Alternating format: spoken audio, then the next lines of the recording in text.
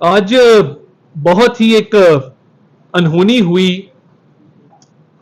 मैं एक नाकस सा कानून का तालिब इल्म भी हूं और डिग्री भी लॉ की है।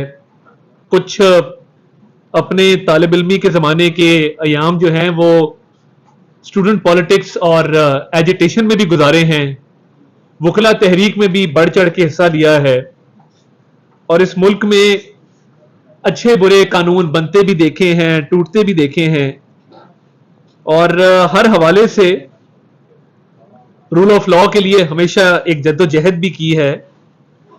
आज जो मनाजिर देखने में आए वो इससे पहले कभी नहीं देखे गए थे। हर मुकदमे का ना एक तरीकेकार होता है कि उसने किस कोर्ट में शुरू होना है, किस कोर्ट में इख्तिताम पजीर होना है, और एक तरतीब है, तरतीब बनी हुई है कि लोअर कोर्ट्स जो हैं उनको ट्रायल कोर्ट इसलिए कहा जाता है कि वहां पे ट्रायल चलते हैं मुकदमात के। और उसके बाद फिर एक स्ट्रक्चर है, हायरार्की है कि जब कोई भी मुकदमा या कोई भी ऐसा मुल्जिम जो किसी मुकदमे से मुतमईन ना हो, उसके पास ऑप्शन होता है अपील का। अपील का ऑप्शन आप एक्सरसाइज करते हैं पहले हाई कोर्ट में, फिर सुप्रीम कोर्ट में, और दर्जा बदर्जा जो कोर्ट्स हैं वहां पे आपको ये मौका मिलता है कि आप अपनी मुकदमे की सुनवाई करा सकें, अपनी अपील जो है वो दायर कर सकें। अगर आपकी हक तलफी हुई है और आप समझते हैं कि आपकी दादरसी होनी चाहिए, तो फिर आप कोई भी अपना ग्रीवेंस जेन्युइन कोर्ट के सामने रख सकें। अब तरतीब भी मौजूद है, प्रोसीजर भी मौजूद है, कवानीन भी मौजूद हैं, मगर ये तरतीब कुछ लोगों के फायदे में इसको उल्टा दिया जाता है और कुछ लोगों के नुकसान में उल्टा दिया जाता है। पनामा का केस आपने देखा कि पनामा के केस में सुप्रीम कोर्ट के एक बेंच का बकायदा सुपरवाइजरी बेंच बना। उनका काम था केस की निगरानी करना और केस को आगे चलाना और ट्रायल कोर्ट की निगरानी खसूसी तौर पे करना कि ट्रायल कोर्ट जो है वो मुकदमे को कैसे आगे चला रहा है, किस पेस पे चला रहा है। और जब ऐसा होता है तो फिर ट्रायल कोर्ट पे असरअंदाज भी हुआ जाता है। और पनामा के केस में ट्रायल कोर्ट पे जो असरअंदाज हुआ जा रहा था वो मुल्जिम के नुकसान में हुआ जा रहा था, यानी आला अदालतें मुल्जिम के नुकसान में ट्रायल कोर्ट पे असरअंदाज हो रही थी। और वो सबने देखा कि किस तरीके से सुपरवाइजरी जजेस ने अपना किरदार अदा किया और पनामा के पूरे केस को ना सिर्फ सुपरवाइज किया बल्कि आखिर तक उसकी पैरवी करते रहे। और कुछ मुल्जिमान होते हैं जो जिनको लाडलेपन का दर्जा हासिल है और वो लाडले माने भी जाते हैं, जाने भी जाते हैं, और उनके लिए ना आइन देखा जाता है, ना कानून देखा जाता है, ना दस्तूर देखा जाता है, ना रिवायात देखी जाती हैं। और हर कानून, हर दस्तूर, हर आइन को उनके फायदे में इस्तेमाल करने के लिए तदबीरें बनाई जाती हैं। और ये बार बार साबित किया जाता है कि ये कोई ऊपर से उतरी हुई मखलूक है, कोई लाडला है जिसको कोई ना कोई फायदा देना मकसूद है। तोशा खाना का जो मुकदमा है बुनियादी तौर पे वो बड़ा क्लियर कट एक चोरी का मुकदमा है जिसमें ना सिर्फ नाकाबिले तरदीद सबूत आ गए شہادتیں آ گئیں اور یہ بات ثابت ہو گئی کہ نہ صرف چوری کی گئی ہے بلکہ جو اثاثے کے طور پہ ظاہر کرنا ہوتا ہے کوئی بھی آپ نے چیز لی ہو اس کو، وہ کہیں پہ اس کو ظاہر نہیں کیا گیا.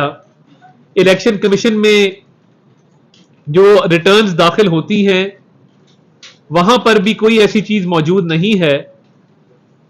اور اس کے بعد جو خرید و فروخت جاری رہی، یعنی تحائف حاصل کر کے ان کی فروخت سے حاصل شدہ رقم، اس کی بھی کوئی ڈکلریشن نہیں ہے. جو اوریجنل کمپلینٹ کے اندر جب ڈسکوالیفیکیشن کا آرڈر الیکشن کمیشن کی طرف سے آیا تو یہ بات سامنے رکھی گئی کہ جو فروخت سے حاصل شدہ رقم تھی اس کو بھی کہیں ڈکلیئر نہیں کیا گیا اور اس کو بھی چھپایا گیا ہے.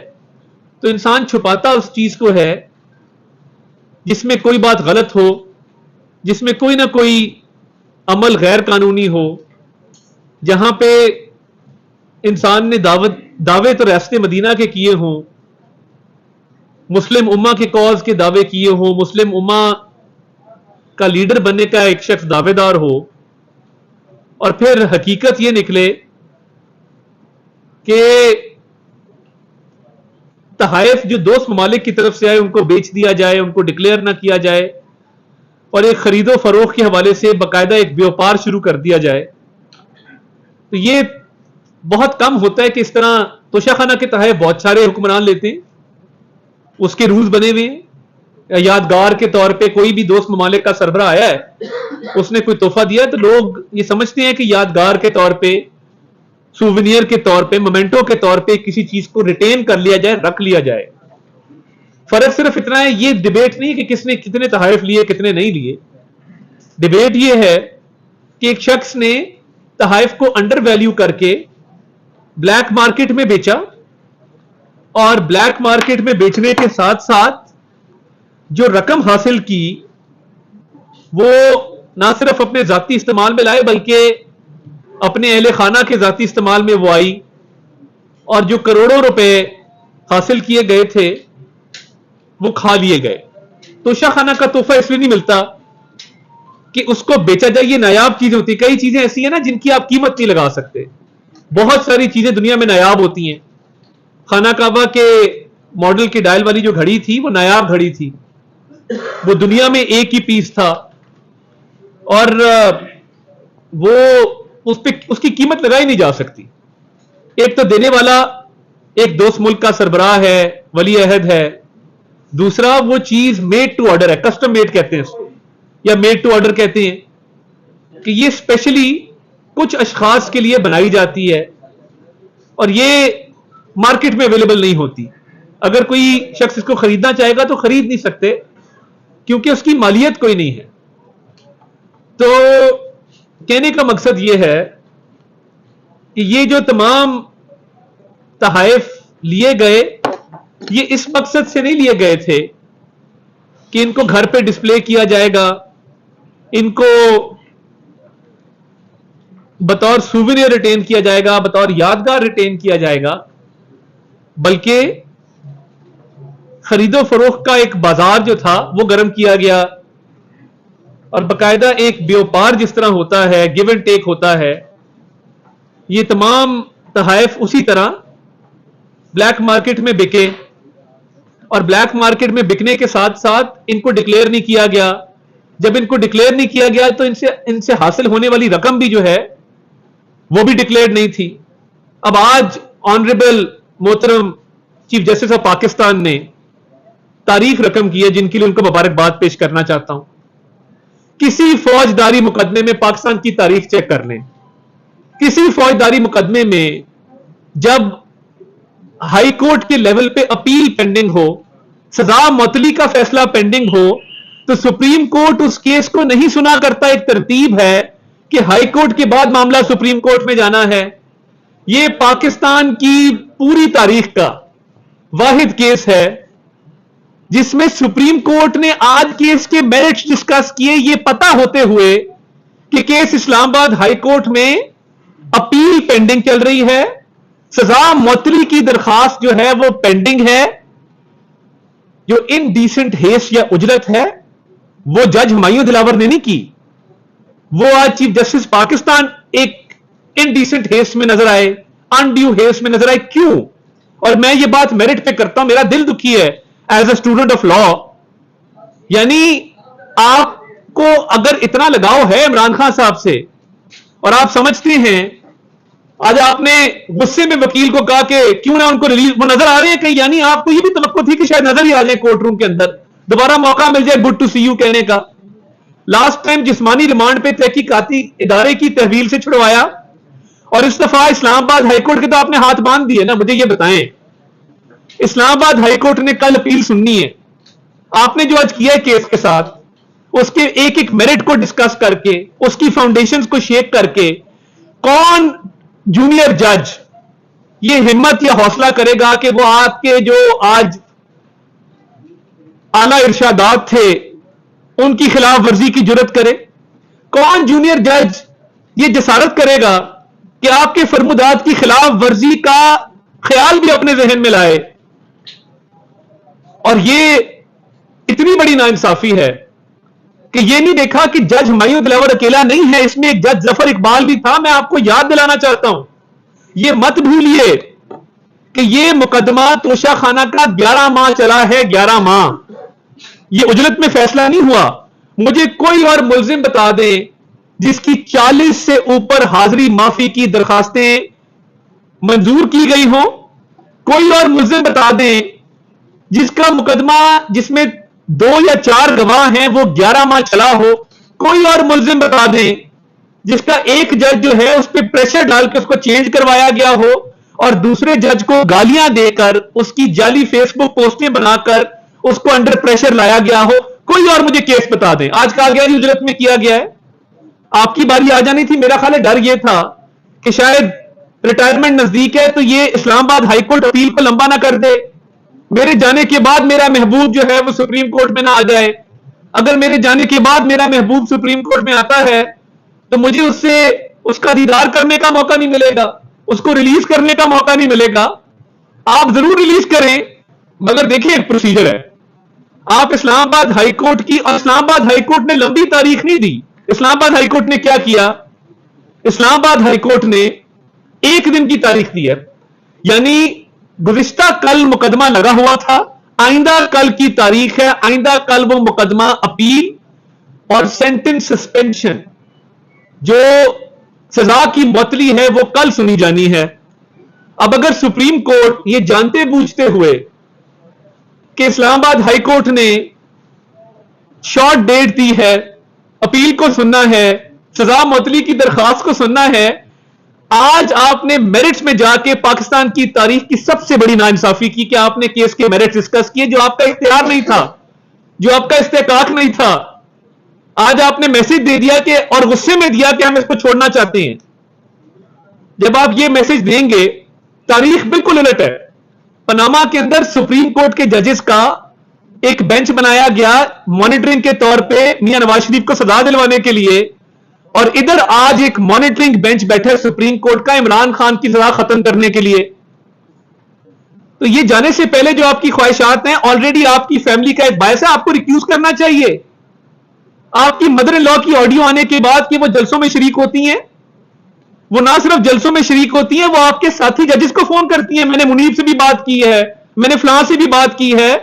آپ کی فیملی کا کیونکہ ایک تعلق ہے اور وہ جلسوں میں جاتے ہیں اور آپ کے ساتھ بات چیت کرتے ہیں کیسز کے اوپر, آپ کو یہ کیس نہیں سننا چاہیے تھا. اسی طرح مظاہر نقوی صاحب ہیں اعلی حضرت, ان کو بھی یہ کیس نہیں سننا چاہیے تھا. ان کے خلاف آلریڈی ایک سپریم جوڈیشل کاؤنسل کا ریفرنس پینڈنگ ہے. تو پھر کیا وجہ ہے کہ ان کو بھی بینچ سے علیحدہ نہیں کیا گیا؟ ان کو بھی بینچ سے علیحدہ ہونا چاہیے. یہ تاریخ رقم ہو رہی ہے ایک ملزم کی خاطر, جس ملزم کو اس کی سزا معطل کرنے کے لیے سپریم کورٹ بےتاب ہے, چیف جسٹس بےتاب ہے. سارے رول پروسیجر کو وائلیٹ کرتے ہوئے, تمام قواعد و ضوابط کو اپنے پیروں تلے رونتے ہوئے ویٹ کر لیتے. اسلام آباد ہائی کورٹ نے کوئی نہ کوئی فیصلہ تو دینا ہے نا, اور یہ کسی کو نہیں پتا وہ کیا فیصلہ ہوگا. ویٹ کر لیتے کہ وہ سٹیج آتی سپریم کورٹ میں اپیل کی. مگر یہ اتنا افسوسناک امر ہے کہ آپ ویٹ نہیں کرتے. اتنی بےتابی, اتنی بے چینی کیا کسی بشیر, بوٹے اور احمد کے لیے بھی ہوتی ہے جن کی 2-2 سال اپیلیں نہیں لگتی؟ آپ اسلام آباد ہائی کورٹ میں دیکھ لیں, 2021 کی اپیلیں ابھی تک پینڈنگ پڑی ہیں, مگر اس کی اپیل جلدی لگ جاتی ہے. کیا کسی, آج میں بات کرنا چاہتا ہوں, کیا یہ مظاہر نقوی نے شاہ رخ جتوئی قتل کیس میں ایک باثر ملزم کو باعزت بری نہیں کیا قتل کرنے کے باوجود؟ قتل کا کیس ہے اور سپریم کورٹ سے ملزم باعزت بری ہو جاتا ہے, اس کے پاس پیسے ہیں, مالدار آدمی ہے, اثر رکھتا ہے اپنا. یہی حال ہے. کسی غریب کا کیس جائے گا تو اٹھا کے باہر پھینکتے ہیں, پرواہی نہیں ہوتی, کیونکہ ساس انوالو نہیں ہے نا.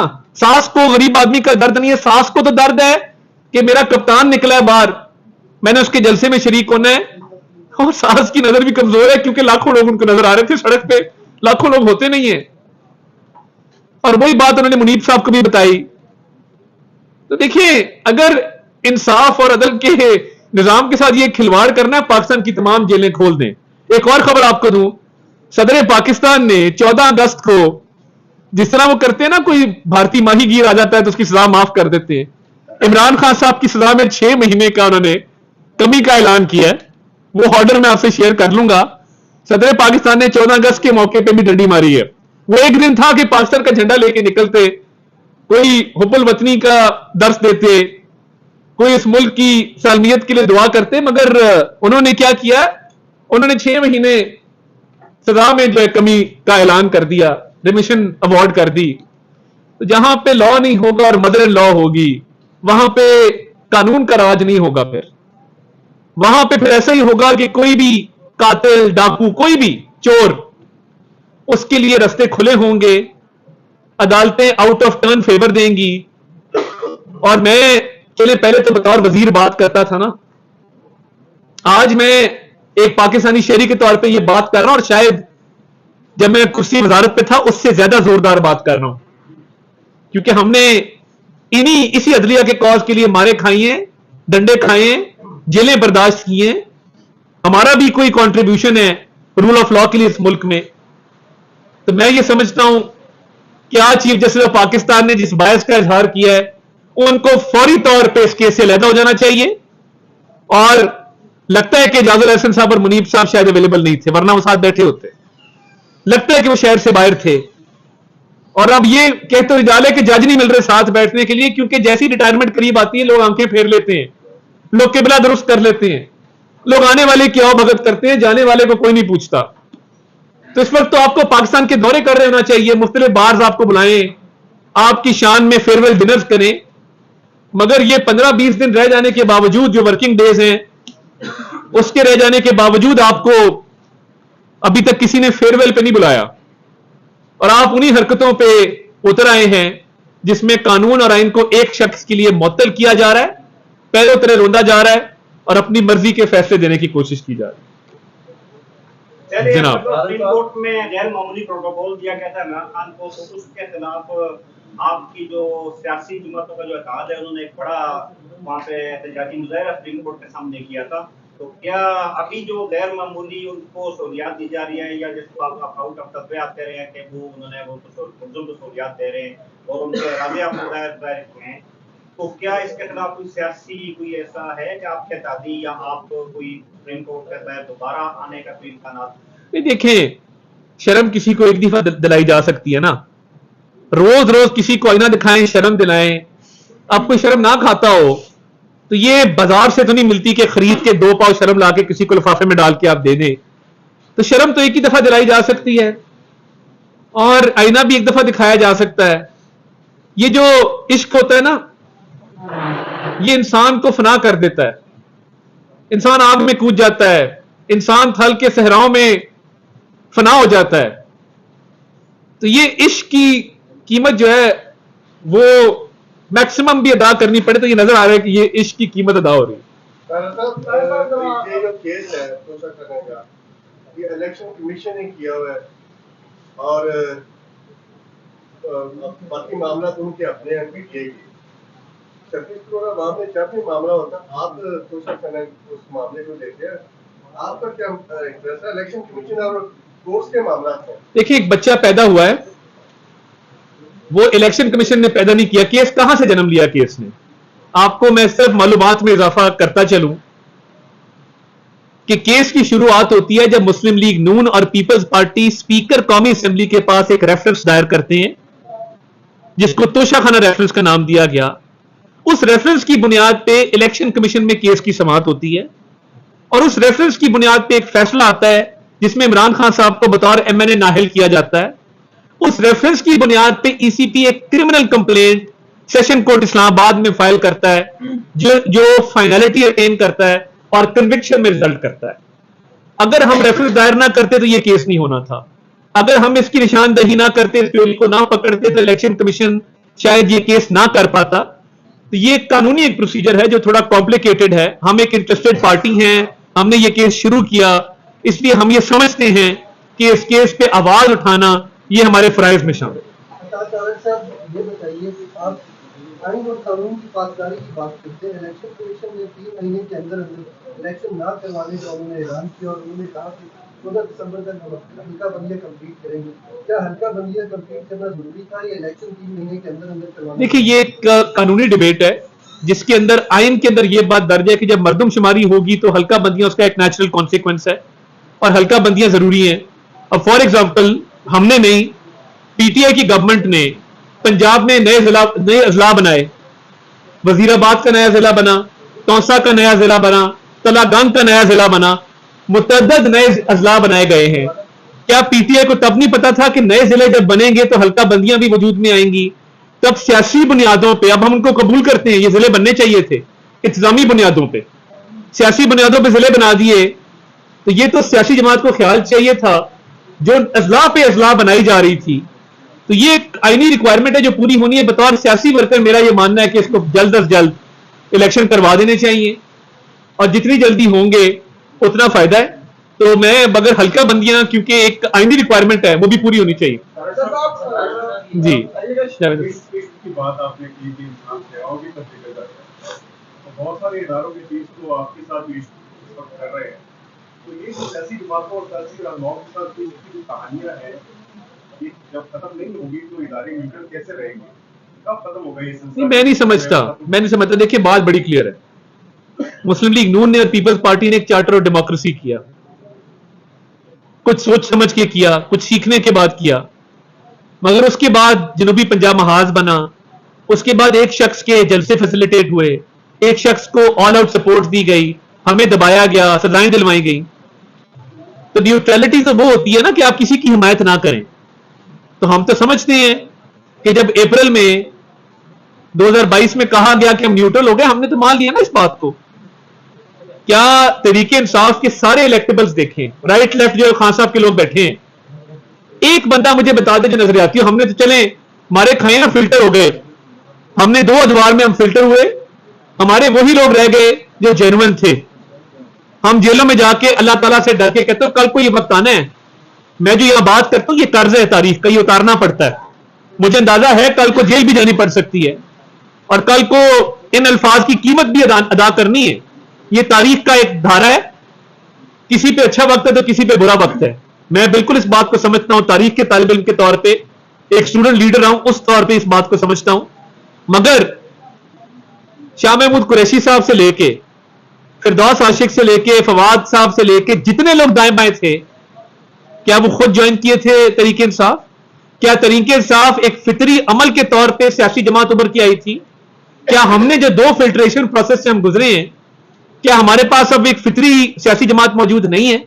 ये सोचना चाहिए उन लोगों को जो आला कार बने थे और आज मुश्किल में। शिराजी साहब, तोशाखाना केस है, इसमें अगर चीफ इनको रिलीफ देते, दीगर केसेस जैसा कि साइफर का मामला है उसमें तो गिरफ्तारी डाल दी और बाकी केसेस में उनकी जमानत। बड़ा वैलिड लीगल पॉइंट है आपका। क्या उसको उनको इसमें चीफ जस्टिस बाकी केसेस में भी राय के लिए? देखिए, दिल तो उनका करता होगा, मदर इन लॉ का भी दिल करता होगा, वो कहती भी होंगी उमर इसको रिहा कर दो। अब उमर पे है और राफिया पे है کہ عمر اور رافیہ اس میں کیا کردار ادا کرتے ہیں, کیونکہ رافیہ کو بھی اتنی پریشانی ہے جتنی مدر ان لا کو ہے. یہ جن کے ساتھ آڈیو تھی نا, رافیہ میں بڑی پریشان ہوں, لاکھوں بندہ جلسے میں آیا ہے, خواجہ طارق رحیم صاحب کی اہلیہ ہیں, آپ بھول گئے. تو وہ رافیہ کو بھی پریشانی ہے, مدر ان لا کو بھی پریشانی ہے, عمر کو بھی پریشانی ہے. اب رافیہ, عمر اور مدر ان لا مل کے کس طرح نجات دلاتے ہیں یہ تو ان پہ ہے. مگر سائفر کے کیس میں قاسم کے ابا 30 اگست تک جوڈیشل ریمانڈ پہ ہیں. اگر کل عمر, رافیہ اور مدر ان لا مل کے کہتے ہیں کہ ریلیز کر دیں تو پھر کیا ہوگا؟ ریلیز نہیں ہو سکے گا جو میرا خیال ہے, کیونکہ 30 اگست تک تو وہ سائفر کے کیس میں وہ پابند سلاسل ہیں. آپ کے بارے میں مشہور ہے کہ ماضی میں ہم نے دیکھا بھی ہے کہ کسی کی ویڈیو وائرل ہو جاتی ہے, کسی کے آڈیو لیک کروا لیتے ہیں, کسی کی ڈائری جو ہے وہ لیک کروا لیتے ہیں. اس وقت آپ ایک چیز کے سامنے بے بس دکھائی دے رہے ہیں, کیا کمپنی کے پاس کوئی ویڈیو, کوئی آڈیو, کوئی ڈائری نہیں ہے کسی لیک کروا دیا؟ یہ دیکھیں, ایک تو لیک نہ میں نے کرایا نہ آپ نے کرایا, اور جو آپ کمپنی کی بات کریں نا, دیکھیں یہ فوج کو بدنام کرنا بند کریں, خدا کا واسطہ. نہیں ایک سیکنڈ, مجھے پتا نا, میری بات سنیں نا, ٹاک شو نہ بنائیں. آپ نے ایک سوال کیا نا, آپ نے نہیں, فوج سے محبت نہیں آپ کو نا, یہ کمپنی میری عرض سن لیں, ٹاک شو نہ کریں. میں ہاتھ جوڑ کے آپ سے گزارش کر رہا ہوں, ہاتھ جوڑ کے معافی مانگ کے آپ سے آجانہ مؤدبانہ گزارش کر رہا ہوں, میرا جواب سن لیں. یہ جو سوشل میڈیا پہ کمپنی کر کے فوج کو بدنام کیا جاتا ہے نا, میں اس پہ بھی بات کرنا چاہتا ہوں. روز کمپنی نے یہ کر دیا, کمپنی نے وہ کر دیا. اسی کمپنی کے بچے ہیں جو سب ہلالی پرچم میں لپٹے ہوئے گھر آتے ہیں, اور جن کی مائیں پتہ ہوتا ہے بچہ شہید ہوا ہے, پرچم کو چومتی ہیں, آنکھوں سے لگاتی ہیں. یہ بھی اسلام آباد میں پروٹیسٹ ہوا, یہ جو دہشت گردی ہے اس کے پیچھے وردی ہے. بھائی وردی والوں کا کیا قصور ہے؟ ڈالری جنگیں, اب آپ اندازہ کریں کہ بے وقوف کیسے لوگوں کو بنایا جا رہا ہے. ڈالری جنگیں, آخری ڈالر ملٹری ایڈ میں پاکستان کب آیا تھا مجھے آپ بتا دیں. مشرف دور کے بعد ملٹری ایڈ میں $1 پاکستان آیا, مجھے بتا دیں. یہ کہنا کہ دہشت گردوں کو میں اس پہ بات کرنا چاہتا ہوں, میں آپ کا تفصیلی جواب دوں گا, آپ کی پوری تسلی کراؤں گا. میں اس پہ بھی آ رہا ہوں, جو آپ نے کیا نا, میرا جواب لے لیں. میں آڈیو لیز پہ آ رہا ہوں. نہیں میں ایک سیکنڈ نا, کیونکہ ابھی بات کی نا کمپنی کی, تو میں نہیں وہ اس نے کمپنی کی بات کی نا, اس پہ بھی آتا ہوں میں, اس پہ بھی آتا ہوں. نہیں آپ نے کمپنی کہا نا, تو کمپنی ٹک ٹاک کے اوپر کمپنی جو مرضی کہہ دے, مجھے پتا ہے کمپنی کس کو کہتے ہیں. میں بھی ٹک ٹاک پہ لاکھ سے اوپر فالوور ہے, میں کوئی کل کا بچہ نہیں ہوں کہ یہاں پہ آ کے بیٹھ گیا اور مجھے پتا نہیں ہے کہ آپ کمپنی کس کو کہہ رہے ہیں. دیکھیں, میرا نظریاتی اختلاف ہے اس بات پہ کہ آپ پچھلی گورنمنٹ نے ٹی ٹی پی کو آباد کروایا, آ کے آباد کروایا, پھر وہ ٹی ٹی پی پالیسی اس خاتون کی والدہ کی تھی جو آج جیل میں ہے, یہ نہ بھولیں. اور دہشت گردوں کے ہاتھ میں روز تابوت گھروں میں آتے ہیں. ہمت ہے ان لوگوں کی کہ جن کے بچے سینوں پہ گولیاں بھی کھا لیتے ہیں, زخمی بھی ہوتے ہیں, اور وہ پرچم کو پھر بھی چومتے ہیں. یہ کیا جذبہ ہے؟ یہ کہاں سے آتا ہے یہ جذبہ؟ اور آپ یہاں پہ کہتے ہیں جی دہشت گردی کے پیچھے وردی ہے, اور آپ کہتے ہیں کہ جی یہ ڈالری جنگیں ہیں. بھئی آپ کے لیڈر نے, آپ کی والدہ کی کابینہ نے ٹی ٹی پی کو واپس آباد کروایا. اور دیکھیں, جہاں تک بات ہے میاں نواز شریف کی, گجرانوالہ کے جلسے میں کیا کہا, آج تک بلو دا بیلٹ ہٹ کیا, مجھے بتا دیں. کہا کہ نیوٹرل ہونا ہماری ڈیمانڈ ہے. جس نے نیوٹرلٹی آئی ہم خاموش ہو گئے. یہ جماعت جس طرح بنی تھی نا, ادھر ادھر سے لوگ توڑ کے, کہیں کی اینٹ کہیں کا روڑا, بھانمتی نے کنبا جوڑا, تو یہ کنبا کو راتوں رات فطری عمل کے طور پہ نہیں بنا تھا. اور وہ موجود ہے لوگ, آپ کو پتا جنہوں نے جوڑا تھا. دوسری بات, آڈیوز کے بارے میں ایک شخص جس کا نام قاضی فائزی صاحب, اس نے منت کی, اس کے خلاف ریفرنس بنایا. اس کمپنی نے جس کے موجد عمران نیازی صاحب تھے اور ان کے کچھ رفقا اور سہولت کار تھے, انہوں نے کہا کہ عمر عطا بندیال صاحب یہ آڈیوز کا سلسلہ بند ہونا چاہیے. انہوں نے کہا نہیں دیکھیں گے بعد میں. تب تکبر تھا, غرور تھا کرسی کا. جب اپنی آڈیوز آئی ہیں تو آج رو رہے ہیں. تو بات یہ ہے کہ آڈیوز کون سا ہیکر کرتا ہے, کہاں سے کرتا ہے, اور آپ جن پہ الزام دھر رہے ہیں, میں اس کو نہیں مانتا. کاش اس وقت قاضی فائزی صاحب کی التجا سن لی ہوتی تو آج یہ آڈیوز والا معاملہ نہ ہوتا. اور آج میں توشہ خانہ پہ بات کرنے آیا ہوں, کیونکہ چوری کے لیے کسی آڈیو کی ضرورت نہیں ہے, چوری کے لیے کسی ڈائری کی ضرورت نہیں ہے. چوری ایک ثابت شدہ ہے, اور جس پہ ریلیف دینے کے لیے लॉ की जगह मदर इन लॉ का सहारा लिया जा रहा है।